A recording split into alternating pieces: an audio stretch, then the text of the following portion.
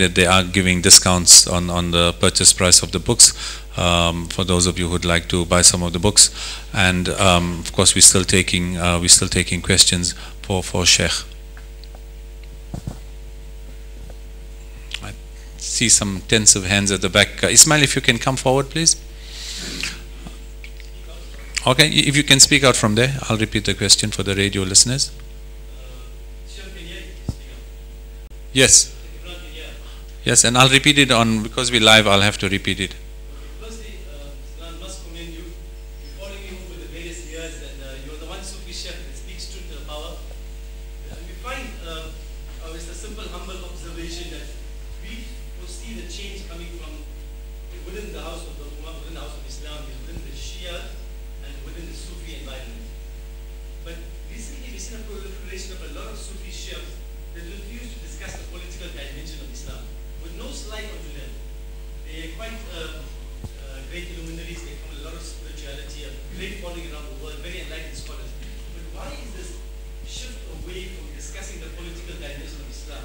Is you without fear of favor, reading your books and following you over the years, you speak without fear of favor in any part of the world. You don't feel the Zionists, the Asians of the world.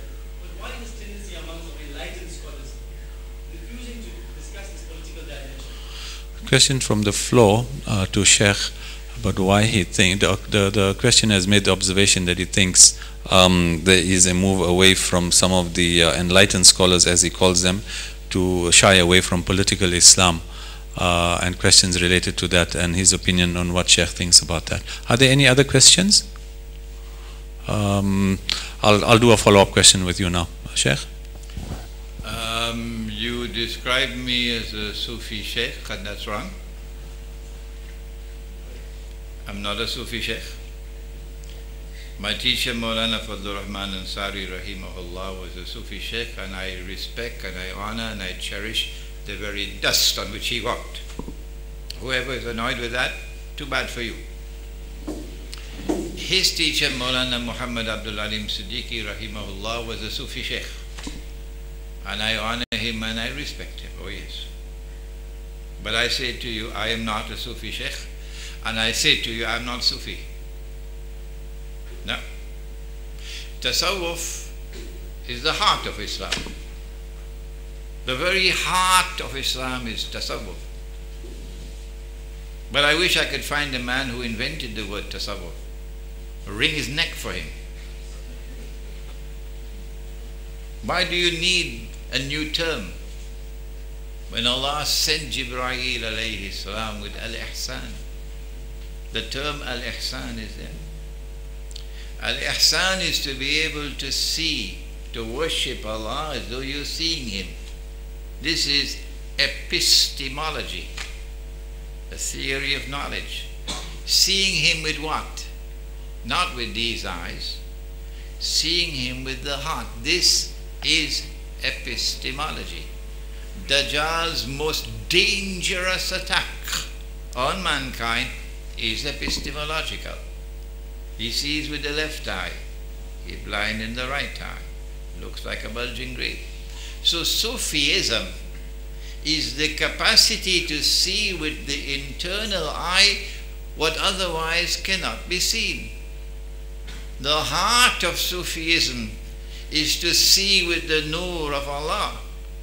If you listen to my lectures, and there are hundreds of them, you say you're fed up of Imran Hussain. He's only talking about this subject. This is what I talk about. This is Sufism, but I'm not Sufi. This is Sufism, I'm teaching Sufism, but I'm not Sufi. Because I don't like a terminology that Allah and His Messenger didn't give us. I prefer to stay with the terminology that Allah and His Messenger gave us. Al-Ihsan. Secondly, I have limited firepower, gunpowder. And I want to save my gunpowder for the battlefields which are most strategic, like riba. Riba of the banking system and riba of the monetary system. Okay? I've used a lot of gunpowder in this field. I don't want to use gunpowder on a battlefield where, should we stand up to sing Salami? I don't want to use my gunpowder. And should we celebrate the birth anniversary of the Prophet ﷺ? I don't want to use gunpowder. Should we have 40 days? No. But if I identify myself as Sufi, I have to defend all the Sufi practices which are not in the Sunnah. I don't have time for that. I don't want to have to do that. So I'm not Sufi. So I do not have to spend any time defending any religious practice which is not based on the Sunnah. As to why are the scholars of Islam not entering into the field of using the Quran to explain political reality and economic reality and monetary reality?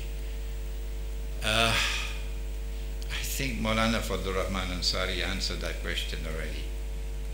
Yes, he said it is the institutions which are producing the scholars. Those institutions are inadequate. The methodology is inadequate, the curriculum is inadequate, everything is inadequate. And that is why he went out of his way to establish a new model. He called it the Alimi Institute of Islamic Studies. And that's where Imran studied. That's where Mohsin Ibrahim, he's not here tonight. He's in the back? Where is he? Why is he in the back? It's a very humble man.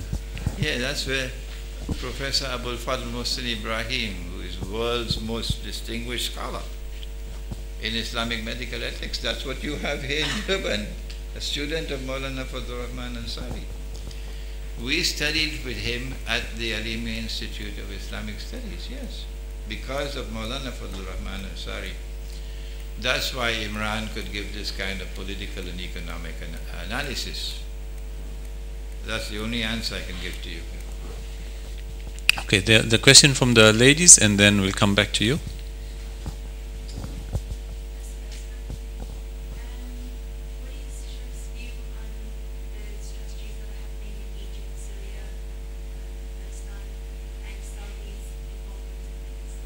The question from the floor, from the sister, is what is the Sheikh's view on some of the hotspots at the moment? Sister refers to Egypt, Syria, and of course ISIS can't be left out of that question. Palestine, and sister wants to know what the Sheikh think also of the Saudi involvement in all of these, all of these hotspots at the moment. The very clear involvement of Washington in building ties with Al-Ikhwan al-Muslimun and facilitating the Ikhwan's rise to power in Egypt. There was a close tie in the elections between the Ikhwan candidate, Morsi, and the other candidate. And it was the military government that was forced by Hillary Clinton to ensure that Ikhwan's candidate became the president, Morsi.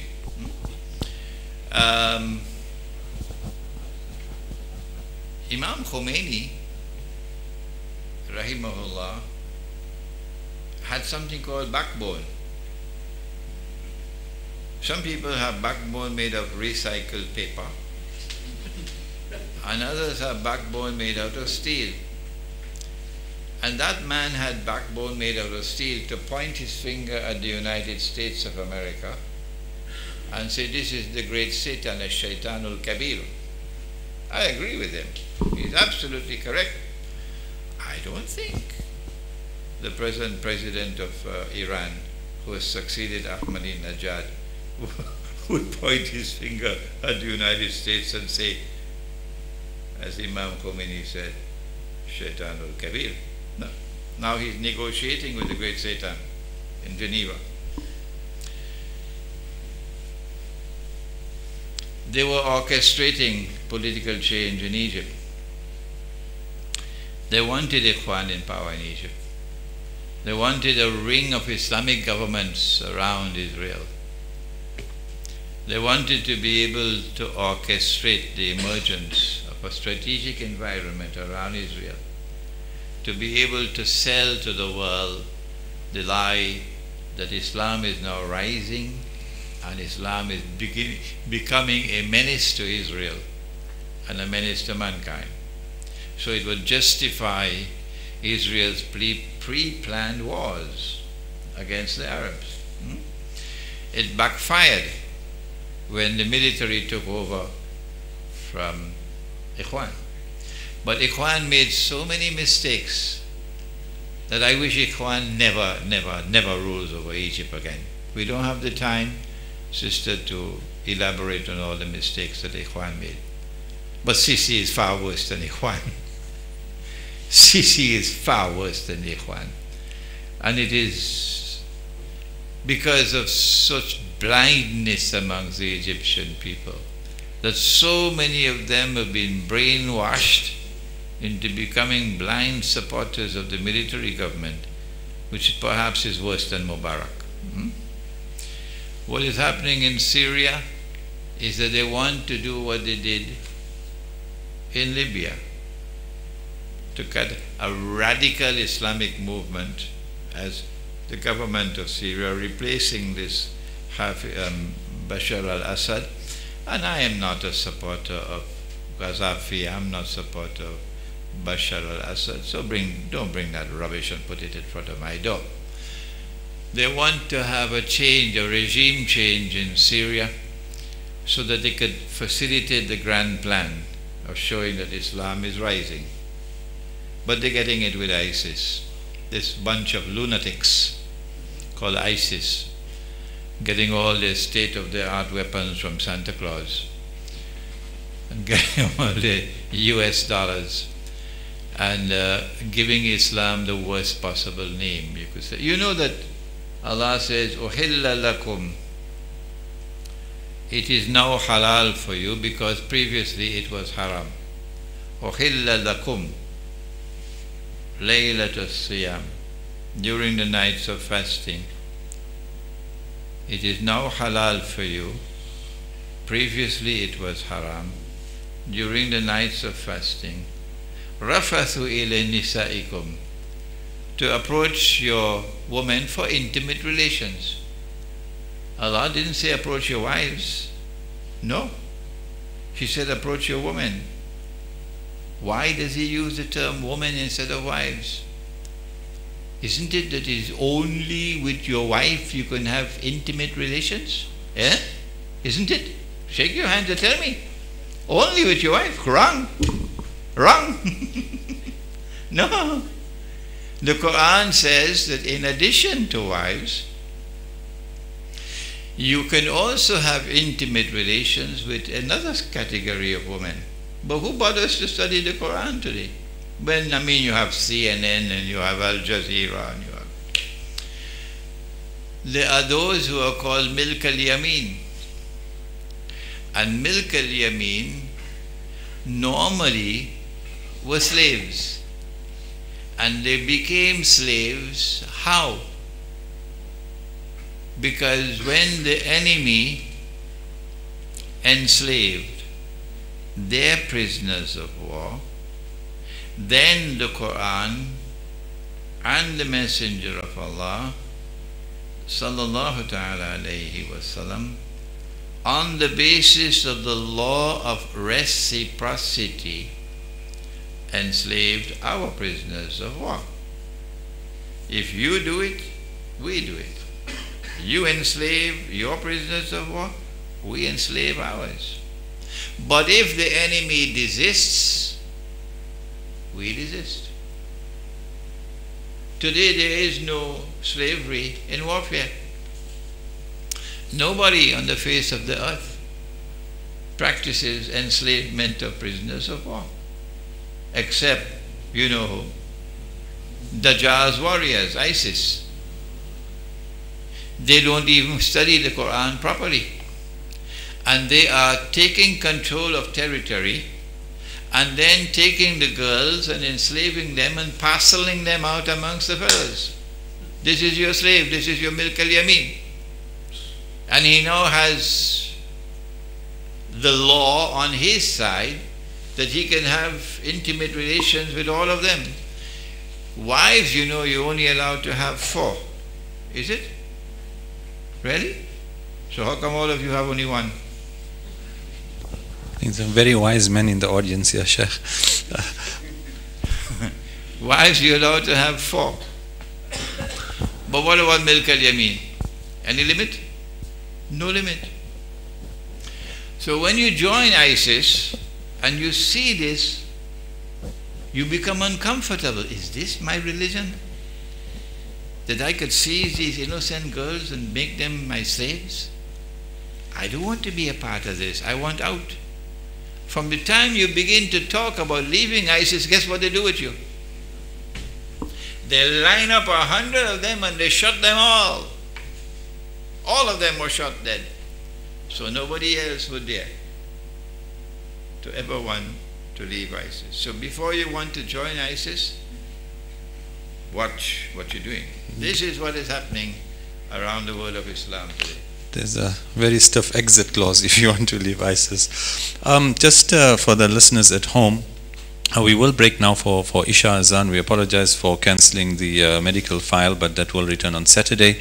And of course, Maulana Karsani will resume his program after the Isha Azan. In the meantime, though, all is not lost. Just to tell you the rest of Sheikh's programs.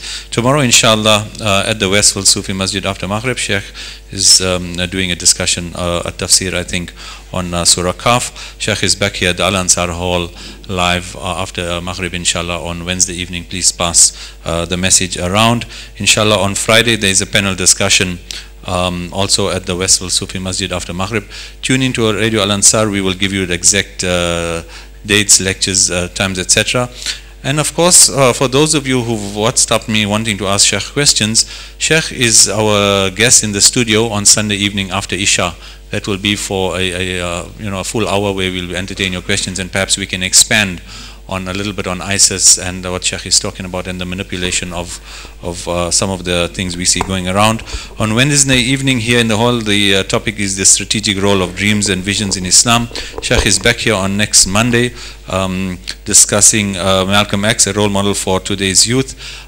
Just a reminder again about about the sale of books at the back and at a discount. There's also refreshments provided outside, and of course facilities for Isha Azan after that.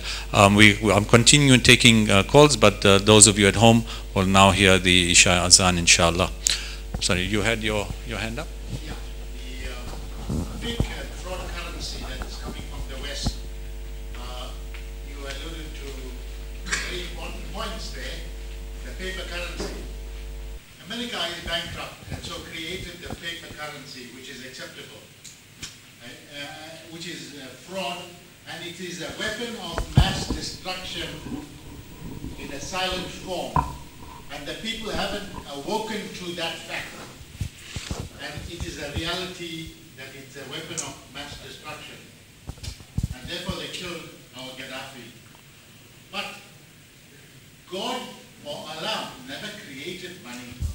It's man that created money.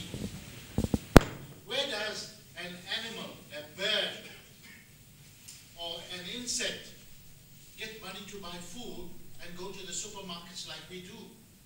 We have destroyed what Allah has set forth.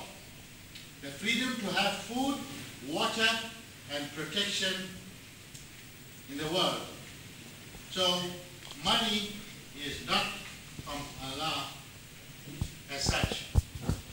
So what you have alluded to, we have to be very, very guarded and fight that with fire. Thank you very much.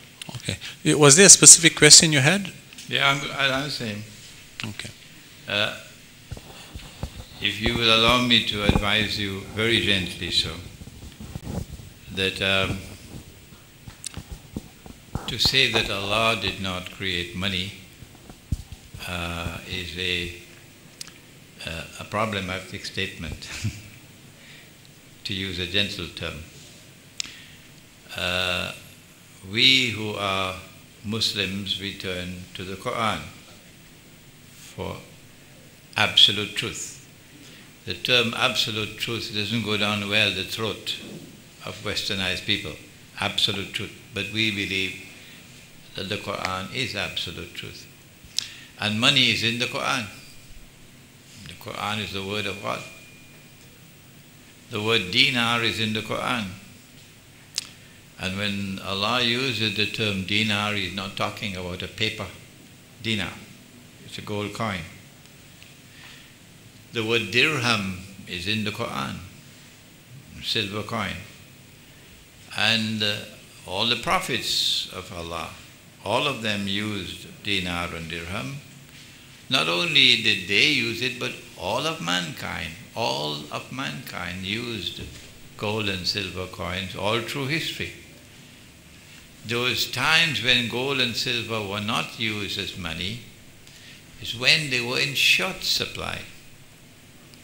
And when they were in short supply, then mankind turned to other money other than gold and silver, but at all times they looked for money which had intrinsic value.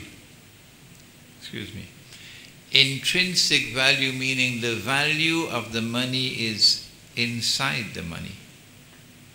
And so in Medina, when there was a shortage of gold and silver, what did they use as money? Can someone help me? Someone help me, please. What did they use as money? Dates is correct. Why are you afraid to say so? They use dates as money. We Muslims know that. And when they didn't have dates in the market, it would be wheat or barley or salt. If you are in Cuba, they would use sugar as money. If you are in Java, they would use rice as money. But it will always be an article of food consumption. So the government, Pharaoh can't ban it. Pharaoh can't ban food. Pharaoh looks stupid. So it'll always be an article of food consumption. It will always be something which is an abundant supply in the market. It will always be something which has a shelf life, not like mangoes, because mangoes will rot.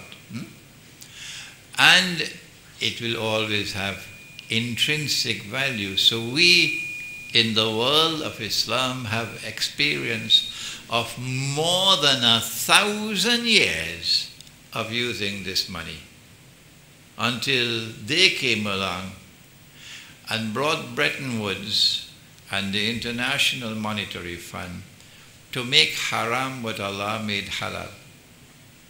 The Articles of Agreement of the International Monetary Fund, which is not studied in any Darul Uloom, but Mufti is giving fatwa. Mufti is giving fatwa, but he has not studied the monetary system. The Articles of Agreement of the International Monetary Fund prohibit the use of gold as money. Prohibit it. If you make haram what Allah made halal, what sin is that?